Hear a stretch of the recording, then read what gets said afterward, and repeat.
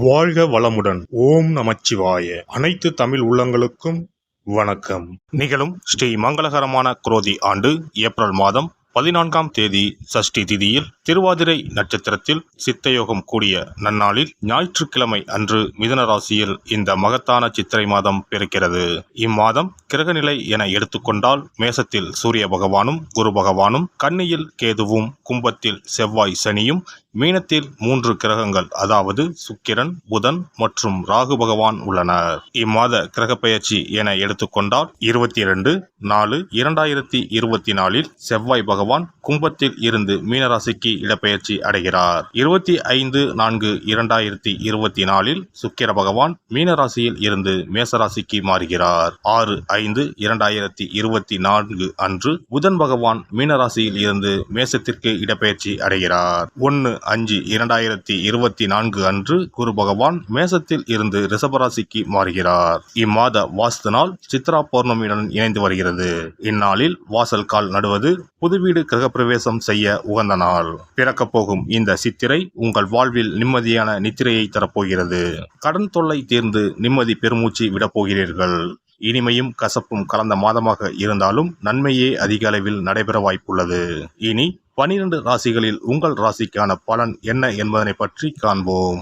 சோம்பல் இல்லாமல் சுறுசுறுப்புடன் இருக்கும் மிதுன ராசி அன்பர்களே, இந்த மாதம் எதிர்பார்த்த காரியங்கள் மனதிற்கு திருப்தி அளிக்கும் விதத்தில் நடந்து முடியும்.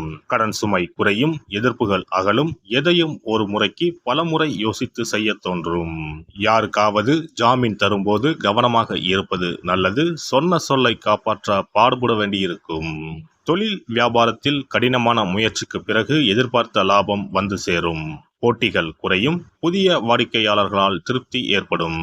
கடன் தொல்லைகள் குறையும், உத்தியோகத்தில் இருப்பவர்களுக்கு நல்ல பதவிகள் தாமதமாக கிடைக்கும். புதிய வேலைக்கு முயற்சி செய்தவர்களுக்கு நல்ல பலன் ஏற்படும். வாழ்க்கை துணையின் ஆலோசனை உங்கள் முன்னேற்றத்திற்கு உதவும். எதிர்பாராமல் ஏற்படும் குடும்ப செலவை சமாளிக்க தேவையான பண உதவியும் கிடைக்கும். செவ்வாய் சஞ்சாரத்தால் வீட்டிற்கு தேவையான வசதிகள் கிடைக்கும். நண்பர்கள் உறவினர்கள் மூலம் தேவையான உதவிகளும் கிடைக்கப் பெறுவீர்கள். பெண்களுக்கு அடுத்தவர்களுக்கு உதவி செய்யும் போது கவனம் தேவை. எதையும் ஒரு முறைக்கு இருமுறை யோசித்து செய்வது நல்லது. கலைத்துறையினருக்கு ராசியில் சனி இருப்பதால் கவனமாக பேசுவது நல்லது.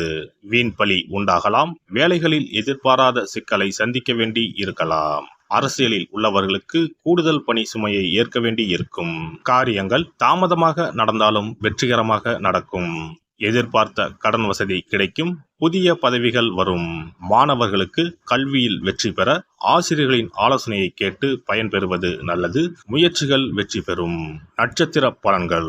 மிருக சிரிஷம். இந்த மாதம் சில காரியங்கள் எதிர்மறையாக நடக்கும். நீங்கள் இதுவரை எதிர்பார்த்த காரியங்கள் எல்லாம் இழுபறியாக நிறைவேறாமல் இருந்தாலும் ஏதாவது ஒரு வகையில் எப்படியும் நடந்துவிடும் என்ற நம்பிக்கை இருக்கும். திருவாதிரை நட்சத்திரம். இந்த மாதம் பழகும் மனிதர்களின் வார்த்தைகளை நம்புவதா வேண்டாமா என்று சமயத்தில் சந்தேகம் ஏற்படலாம். ராகு சஞ்சாரத்தால் வாழ்க்கையில் பிடிப்பும் ஆர்வமும் இல்லாமல் சலிப்பை உண்டாக்கினாலும் ராசிநாதன் பலத்தால் பாதிப்பை உண்டாக்காமல் காப்பாற்றி வருவார். இனிப்பும் கசப்பும் மாறி மாறி பலன்கள் இருக்கும். புனர்பூசம் நட்சத்திரம். இந்த மாதம் குடும்பத்தில் நிலவி வந்த பிரச்சனைகள் மறையும். சிலருக்கு திருமணம் மற்றும் சுப நிகழ்ச்சிகள் நடப்பதில் தாமதம் ஏற்படும். யாருக்கும் வாக்கு கொடுக்கும் முன்பு ஆலோசனைகள் செய்து கொள்ளவும். புதன்கிழமையில் நவகிரகத்தில் புதனை நெய் தீபம் ஏற்றி வணங்க எல்லா நன்மைகளும் உண்டாகும். கல்வியில் வெற்றி கிடைக்கும். சிறப்பு பரிகாரம். சித்ரா பௌர்ணமி அன்று செய்ய வேண்டிய வழிபாடு மற்றும் அதனால் ஏற்படும் பலன் என்ன என்பதனை பற்றி காண்போம். தமிழ் மாதங்களின் முதல் மாதம் சித்திரை மாதம். சித்திரை மாதம் பிறந்தாலே பல பண்டிகைகள் வரிசையாக வரும். அவற்றுள் ஒன்று சித்ரா பௌர்ணமி ஆகும். பௌர்ணமி என்றால் முழு நிலவு நாள், முழுமை பெற்ற நாள். ஒவ்வொரு மாதமும் பௌர்ணமி வரும் என்றாலும் சித்திரை மாதம் வரும் பௌர்ணமி சிறப்பு வாய்ந்தது. அன்றுதான் சித்ரா பௌர்ணமி என்று நாம் கொண்டாடுகிறோம். சித்ரா பௌர்ணமி அன்று சித்திரகுப்தன் வழிபாடு செய்வது மிகவும் சிறந்தது.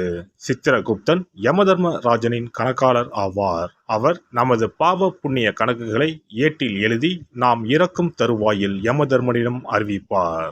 வானவில்லான அவரது தாயின் பல வண்ணங்களை உணர்த்தும் பொருட்டுத்தான் சித்திரகுப்தருக்கு பல வண்ண துணியை சாத்துவார்கள். சித்திரகுப்தன் கேது என்ற கிரகத்திற்கு உரிய கடவுள். அவருக்கு கொள்ளினால் செய்யப்பட்ட வடை அல்லது சுண்டல் படைக்க வேண்டும். மலர்களால் அர்ச்சனை செய்து வழிபட வேண்டும். சித்ரா பௌர்ணமி அன்று சித்திரகுப்தனை வழிபடுவதன் மூலம் நமது எண்ணங்கள் தூய்மை அடையும். நாம் பாவ செயல்களை செய்யாமல் புண்ணிய செயல்களை செய்யும் வகையில் நமது எண்ண ஓட்டங்கள் தூய்மை அடையும். பாவம் மற்றும் புண்ணியம் செய்ய தூண்டுவது மனம். மனதை செம்மைப்படுத்தி புண்ணிய வழியில் மனதை செலுத்தும் வழியை சித்திரகுப்தன் நமக்கு அருள்வார். அதன் மூலம் செம்மையான வாழ்வு கிட்டும், செல்வ வளங்களும் பெருகும். செவ்வாயின் நட்சத்திரமான சித்திரை நட்சத்திரத்தில் சந்திரன் சஞ்சரிப்பதால் அன்று அம்மன் வழிபாடு செய்ய செவ்வாய் தோஷம் நீங்கும். அன்றைய தினம் தாய் கிரகம் சந்திரன் அதிபலம் பெறும் நாள். இந்த நாள் பெண்கள் தாயையும் தாய் வம்சத்திற்கு செய்ய வேண்டிய ஆகம கடமைகளையும் செய்ய வேண்டிய நாள். மாங்கல்யம் வளம் பெறும் நாள். சித்ரா பௌர்ணமி அன்று வீட்டை சுத்தம் செய்து பூஜை அறையில் விநாயகர் படத்தை வைத்து அரிசி மாவால் சித்திரகுப்தன் படம் வரைந்து கையில் ஏடும் எழுத்தாணியும் வரைய வேண்டும். சித்திரகுப்தா என்று சொல்லிக் கொண்டு இருக்க வேண்டும். அன்று உப்பில்லாத உணவுகளையே உண்ண வேண்டும். மாலையில் பௌர்ணமி தினம் உதயமானதும் சித்திரகுப்தனுக்கு பூஜை செய்ய வேண்டும். தலைவாழை இலையில் சர்க்கரை பொங்கல் அல்லது வெண்பொங்கலை படைக்க வேண்டும். பயிற்றம் பருப்பு எருமை பாலும் சேர்த்து பாயாசம் செய்து நிவேதனம் செய்யலாம். சித்திரகுப்த விரத முறையில் மக்கள் உப்பு, பால் மற்றும் பால் சார்ந்த பொருட்களை தவிர்க்கின்றனர். காரணம், காமதேனுவிடமிருந்து சித்திரகுப்தன் தோன்றியதால் பால் மற்றும் பால் சார்ந்த பொருட்கள் தவிர்க்கப்படுகின்றன. படையலுடன் எல்லா காய்கறிகளும் சேர்த்து கூட்டு நிவேதனம் படைக்க வேண்டும். தொடர்ந்து தீபாராதனை காட்டி ஏழைகளுக்கு முடிந்த அளவு தானம் கொடுக்க வேண்டும். ஏழை மாணவர்களுக்கு பேனா, பென்சில், நோட், புத்தகங்கள் தானமாக கொடுக்கலாம். அன்னதானம் செய்வது மிகவும் சிறந்தது. இதன் மூலம் திருமண தடை நீங்கும், குழந்தை பாக்கியம் கிடைக்கும். முக்கியமாக நோட்டு புத்தகம், பேனா, பென்சில் முதலிய எழுத பயன்படும் பொருட்களை தானமாக வழங்கினால் நமது வாழ்வு சிறக்கும் என்பது நம்பிக்கை. ஒருவரின் ஜாதகத்தில் கேது சரியில்லை என்றால் பல பிரச்சனைகளும் உடல் உபாதைகளும் அனுபவிக்க நேரிடும். அதனால்தான் ஜோதிட சாஸ்திரம் ராகுவை போல் கொடுப்பார் இல்லை, கேதுவை போல் கெடுப்பார் இல்லை என்கிறது. இப்பேற்பட்ட கேது பகவானின் தொல்லையில் இருந்து விடுபட வருடத்திற்கு ஒரு முறையாவது சித்திரகுப்தனை வணங்க வேண்டும். எல்லாம் வல்ல இறையருளால் நீங்களும் உங்கள் அன்பு குடும்பமும் உடல் நலம், நீலாயுள், நிறை செல்வம், உயர் புகழ், மெய்ஞானம் ஓங்கி வாழ்க வளமுடன். இந்த வீடியோ பதிவு உங்களுக்கு பிடித்திருந்தால் லைக் பண்ணுங்க, கமெண்ட் பண்ணுங்க, ஷேர் பண்ணுங்க. மறக்காம சப்ஸ்கிரைப் பண்ணுங்க. பக்கத்துல இருக்கிற பெல் பட்டனை கிளிக் பண்ணுங்க. நன்றி, வணக்கம். ஓம் நமச்சிவாய. சிவாய நம.